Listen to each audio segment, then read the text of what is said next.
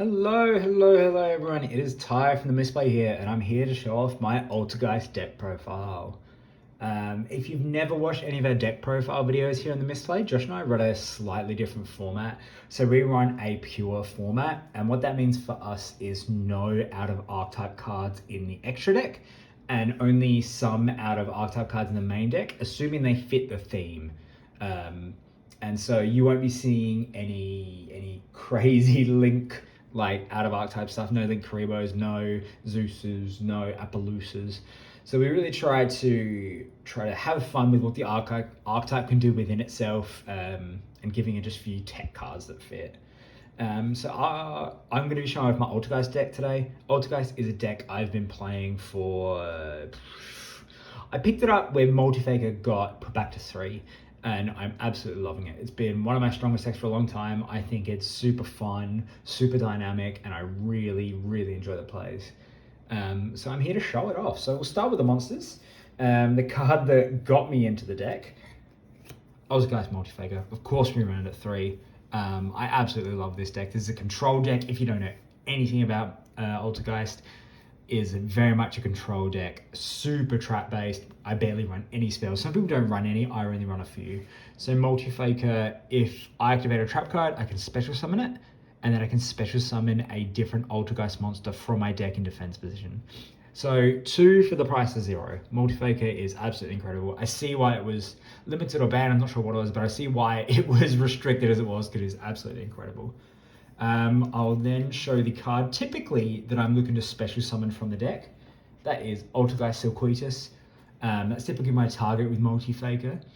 Silquetus, or Silky as I usually say, it is a return to the hand to bounce one. So typically I will special summon out Multifaker, literally special summon Silky, and then using Silky I will turn Multifaker to the hand to bounce one of my opponents. I absolutely love it, because then that preps Multifaker for next turn, just being in my hand again and again and again. I only run 2. I don't find it's worth running 3. I just don't think it's that worth. A lot of the Altergeist cards do actually have floating effects. So with Silkies, you can target one Altergeist trap my graveyard, add it to my hand. I've noticed that never really comes into play for me, as I usually get Silky out first. But every once in a while it does actually help. I'll then show one of the other powerhouse Altergeist cards, Marionetta. It's typically the one I want to normal summon, because on normal summon I get to set an Altergeist trap directly from the deck, which the only thing better than a search is a activate or set from the deck. It is absolutely incredible. And then it has the alternate effect of I can target one Altergeist card I control and one of the graveyard and swap them. Absolutely incredible. A lot of the time, let's say Multifaker's in the graveyard from last play, normal summon at Marionetta, set 1, swap Marionetta and Multifaker, which that special summons Multifaker, so it gets special summoned from the deck. Marionetta is incredible, absolutely must have of 3. The other one I run at 3 is a cheeky favourite of mine, Meluseek. Not incredible. As you notice, a lot of these cards, being control cards, have low attack values, but Meluseek's, I really like it. It can attack directly, which usually in Yu-Gi-Oh! Not that much of a thing. But for Meluseek, when it inflicts battle damage, I get to send one card on their field to the graveyard. Boom. Incredible. So good. And then it has the floating effect. If it's sent to the graveyard, I can add an Altergeist monster from my deck to my hand. I love Meluseek. Absolute must of 3. 2 of, I run the new Pukeri. Helps with link climbing. I can use as link material from the hand.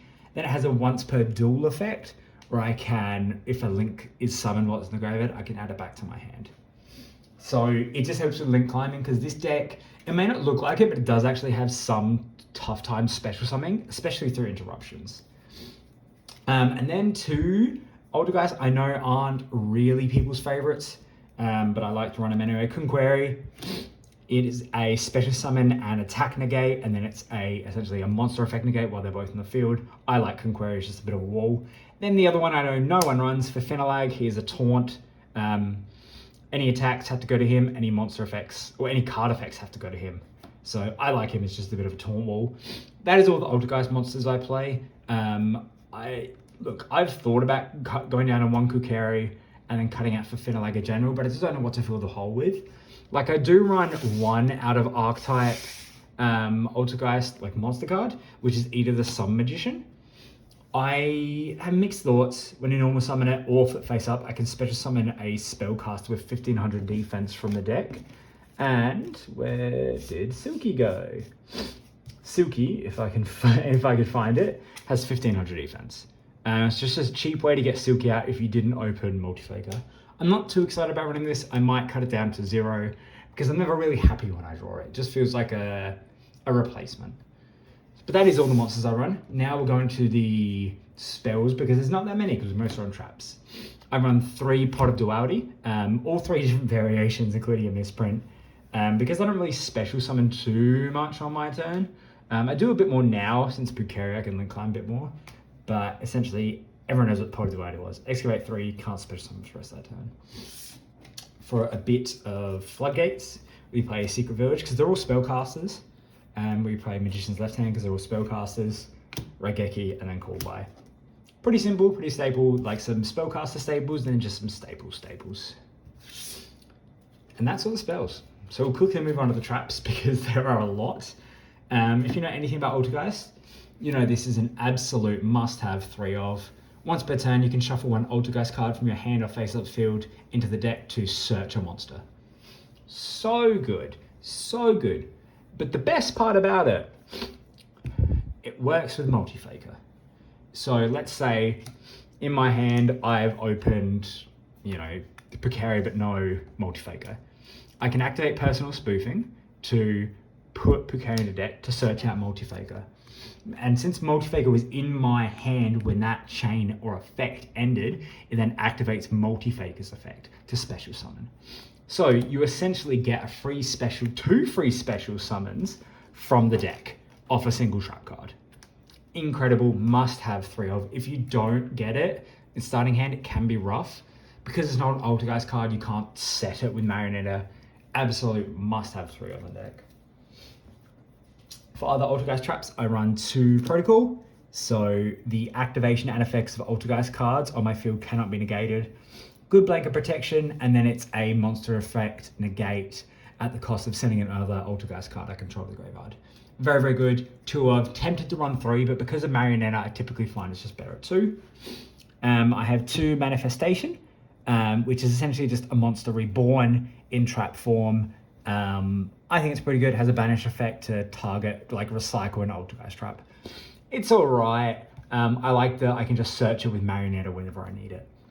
And for the final Altergeist trap, we run 1 Camouflage. Not very good. I'm actually thinking about cutting this back to 0.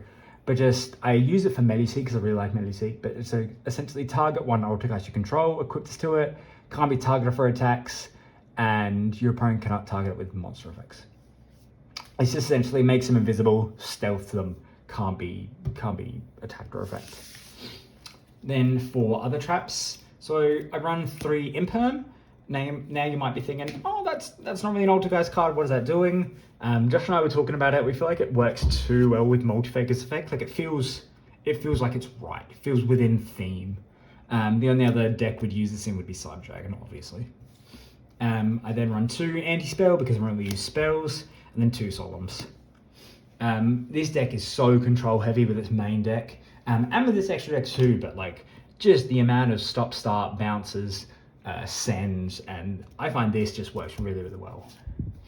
There's the main deck, and we'll get onto the extra deck. So we run a singular of the new Memory Gant, which is typically your closer. This is the one you want to get to get lethal. 2800. It is a Link 4. It's kind of beefy at 28. Not the highest, but you can tribute one other card for it to gain that attack forever, not to the end of the turn, forever. So let's say, boom, 4K. Big fan. And if it destroys 1 with battle, it can make a second attack. And if it would be destroyed, you can banish 1 from the graveyard instead. So it has a bit of protection. Absolutely a 1 going for lethal. The one that will help you get to lethal, Hextia. This gains attack equal to the Altergeist monsters it points to. When your opponent activates a spell or trap, I contribute 1 Altergeist to negate it. Helps you get ahead so much. A lot of times you get Hextia out for a turn or 2, put your opponent behind, go to Memory Gant for game. They're typically the main 2 you go into. I do run, obviously, a Prime Banshee, and a Kadolga, but they're not that useful. You know, Prime Banshee, tribute another Altergeist monster, special summon one from your deck. It can help if you want specific ones out, essentially like a swap. And then with Kadolga, when another Altergeist monster inflicts battle damage to your opponent, you can target one in their graveyard and special summon it. It's all right. Typically, like, you don't really go into these two unless it's very specific. These are your two winner cards. This is easy to go into, just being two. This one you would have been impossible without Pukari before, because you can, like, especially something 4 in a turn would be impossible for Altergeist, but this, being able to use Pukari as material from your hand just helps so much. That is my Altergeist deck profile. If you guys have any tips, suggestions, or what I can replace Ida with, or even what I can cut down on some of the other Altergeist monsters or Altergeist traps with, feel free to let you know. We read every comment. And feel free to check out some of the other deck profile videos on the channel. We've got a lot of really fun content. Peace, y'all.